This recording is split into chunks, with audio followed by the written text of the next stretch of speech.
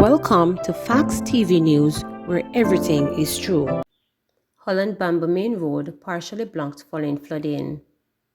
Heavy rains on Tuesday afternoon caused flooding on the Holland Bamboo Main Road in St. Elizabeth, rendering it impossible to vehicular traffic. Reports are that a long stretch of the roadway is blocked by fallen bamboo and other debris. Personnel from the Santa Cruz Fire Department have since cleared a path for single-lane traffic. There is a call for the National Works Agency to dispatch its heavy-duty equipment to clear the roadway. Indicom probing fatal shooting in Trenchtown. The Independent Commission of Investigations Indicom is probing the fatal shooting of a 20-year-old man by the police in Trenchtown, Kingston. The deceased is Ian Heron, a resident of 3rd Street. Heron was in a yard with other men about 11:45 when he was fatally shot during a reported confrontation with members of a police team. Another suspect was arrested in the operation and an illegal gun seized. Senior Superintendent Michael Phelps, head of the Kingston Western Police Division, told reporters that the police have launched increased operation in the division due to an upsurge in gang activities in sections of Trenchtown, Lincoln Avenue, and Top Jungle in Arnett Gardens. Rocky Meade appointed Cabinet Secretary. Lieutenant General Rocky Meade, the former Chief of Defense Staff of the Jamaica Defense Force in Jamaica's new Cabinet Secretary and head of the Civil Service. His appointment was announced on Tuesday morning by Prime Minister Under Holness, who observed that his years of experience in the government service will be an asset to the public service and a crucial part of our continued thrust to efficiency and service excellence. Meade was succeeded Ambassador Stuart Saunders, who has been in the post since 2008. Commenting on the confirmation of his appointment, Meade pleaded to further the positive evolution of the public service for the benefit of the wider society. One of General Meade's recent predecessors, as Army Chief Major General Stuart Saunders, went on to serve as Permanent Secretary in the Ministry of National Security. Schools urged to ramp up safety as monkeypox death under probe. As the Ministry of Health investigates its first suspected monkeypox death, Southern Regional Health Authority Regional Technical Director Michael Bent has warned school administrators to ramp up infection control measures to mitigate the risk of the virus spreading. That caution comes against the near full-scale rollout of classes island-wide on Monday, the first real test of mass students' numbers since schools shuttering their doors in March 2020 due to the transmission of the novel coronavirus. Bent urged school leaders to enforce the infection control methods that they had implemented to curb the spread of COVID-19. Those options include hand washing and sanitization and the wearing of masks. Note that the schools have been reopened, where children have been interacting with each other and traveling on public transportation and so on. We want to ensure that they know what are the measures to take and enforce infection control measures so that we can minimize any risk of persons contracting it and spreading it, he said. In May, the Ministry of Education mandated the wearing of masks in school to limit the spread of COVID-19 until further notice. It also encouraged regular washing of hands and temperature checks. We have to ensure that we don't take anything for granted. Everyone can contract monkeypox if we don't take precautionary measures, Bent said. Jamaica recorded its first monkeypox case in July. Since then, the number have increased to 12, with 5 cases being reported between September 7 and 12. 10 of the total cases were transmitted locally. 8 cases are active.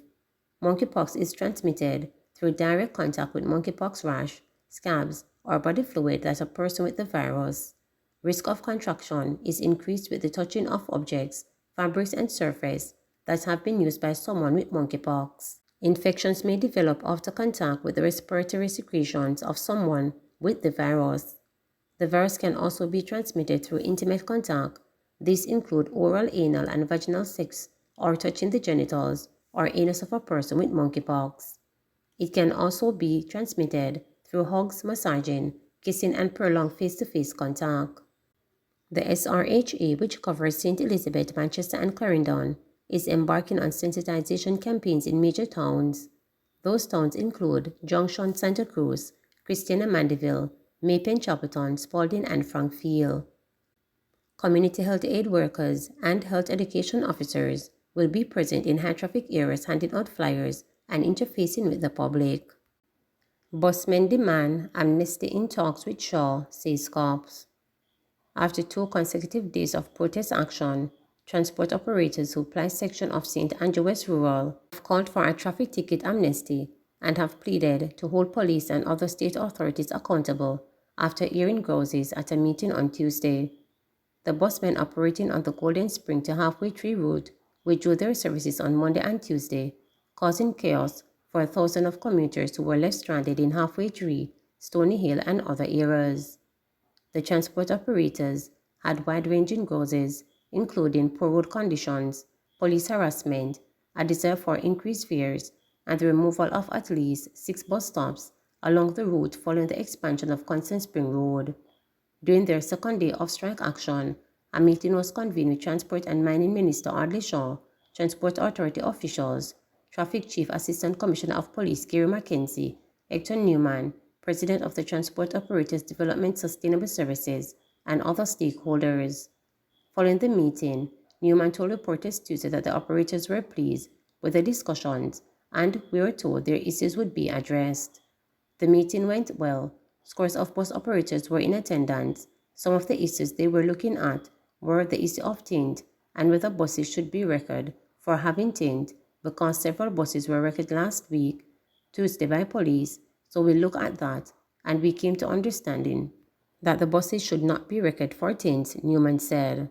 The TOS executive also claimed that much of the ticketing of taxi and bus operators was unwarranted and urged Shaw to lobby in cabinet colleagues for the imposition of an amnesty. The minister promised to look into the matter and to speak to his colleague, which are the Minister of National Security and Minister of Justice, said Newman. Newman told reporters that removal of bus stops along Constant Spring Road between Manor Park and Fields Hardware has caused problems for bus operators whose passengers reportedly demand drop-offs at the original sites. Those infractions have earned the wrath of police personnel assigned to the Public Safety and Traffic Enforcement Branch. That's a major challenge to bus operators because they need the bus stops and the new bus stops are not put up at the places and the commuters don't want to come off there for security reasons, especially the students, Newman said. The TOD's leader said that Shaw had committed to having dialogue with the National Works Agency NWA, which determines the installation of bus stops. Newman said that there were no hard timeline for deliveries coming out of what has been described as a cordial meeting. He said the operators were aware of the amnesty decision could not be made overnight, but he is hopeful that the bus stops can be repositioned in a matter of weeks if the NWA accedes to their requests. We are going to be watching the situation, he said. We must return to him as early as possible, Newman said of Shaw. Polls apart. 2 members of the Andrew Holness administration on Tuesday voiced sharply conflicting views about the long-running issue of dress code in schools, a day after the controversy which reignited at a high school in Westmoreland. Minister of Education and Youth Favour Williams and State Minister in the Ministry of Culture, Gender, Entertainment and Sport, Orlando Terralong, advanced the perspective during the official launch of the 2022-2023 school year held at Cedar Grove Academy under the theme Building Resilience, Strengthening Recovery, Achieving Excellence. Their comments were obviously influenced by Monday's ugly disturbance at Godfrey Stewart High School after students were denied entry due to breaches of the dress code. Although parents and students protested, the school stuck to its view that skirts that are no more than 5 inches above the ankle protect grown girls from being molested, and boys' pants must be at least 16 inches in diameter. If parents believe that the rules are for a different era, the proper thing to do is to engage the process, added PTA's Parent Teachers Association Parent-Teacher Consultations meeting, speaking to the principals, not just come in and cuss. If we can't teach our children discipline in school, when do we teach them? Williams said to the applause from school leaders. She noted that a variety of programs can be implemented, but if parents are not working with schools, then initiatives will not be effective. I want to say to our principals, especially the principal at Godfrey Stewart High School, we stand with you, we understand the situation. It's not what was supported in social media. Social media did not report it well, and we need to support our principals when they stand up for discipline in schools, when they stand up for having our children obeying school rules. Yes, all the schools may not be what we want, but I'm saying to our parents, There is a way to get it to change, she said. If you notice, Manchester High School went ahead and made some changes to how children come to school with their hair. It was as the result of consensus around that very issue. It's about discipline. In our schools, it's not just about education. We have to ensure that there is discipline, because without discipline, there can be no education, Williams said to a standing ovation from scores of school leaders at the event. Earlier in his address, Terrelong pressed educators to ensure that the rights of their young kings and queens to an education are never infringed. What is a school if not the children who entered its hall and its classrooms to learn and to be empowered? What is a school if our children are denied an education by virtue of being locked out of the school? What good is our motto as a nation that says every child can learn, every child must learn, then if children are periodically locked out of schools, he asked? I heard on the radio one school principal implicating the length of their girls' dress all the way down to the ankle was a deter sexual attraction and sexual predators. And I want to say that it is a folly, he added. Terrelong reference was to Godfrey Stewart High School principal Emily Lawrence Ricketts, who told reporters on Monday that since May 26, one of the reasons we have this uniform conformity drive is that we have a number of predators who molest young girls in taxis and buses. What we're trying to do is to use the uniform as a deterrent. She added that when the uniforms are short, the predators tend to touch the students. But Terrelong remained adamant that it is completely unnecessary for school administrators to police the length of student dresses and skirts.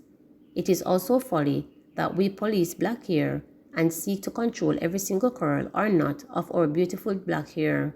At some point, as a body of schools, we must recognize that our education is the primary importance of every child, and that whether a child wears knock like mine, and whether a child's skirt resembles that of the chairman who spoke before me, that it does not deter them from getting an education, he said. What deters a child from getting an education is when we lock them out of schools, when we send them back into the streets and leave them to all sorts of dangers that lurk.